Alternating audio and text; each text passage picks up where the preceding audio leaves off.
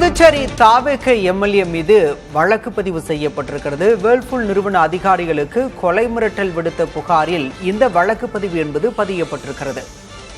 புதுச்சேரி திருப்புவனை தொகுதி தாவேக எம்எல்ஏ சரவணன் மீது போலீசார் வழக்கு பதிந்திருக்கின்றனர். வேர்ல்பூல் நிறுவன அதிகாரிகளுக்கு கொலை மிரட்டல் விடுத்த புகாரில் இந்த நடவடிக்கை எடுக்கப்பட்டிருக்கிறது. வேர்ல்பூல் நிறுவனத்தில் அத்துமீறி நுழைந்து மூத்த மேலாளர்களுக்கு கொலை மிரட்டல் விடுத்ததாக புகார் எழுந்திருந்தது.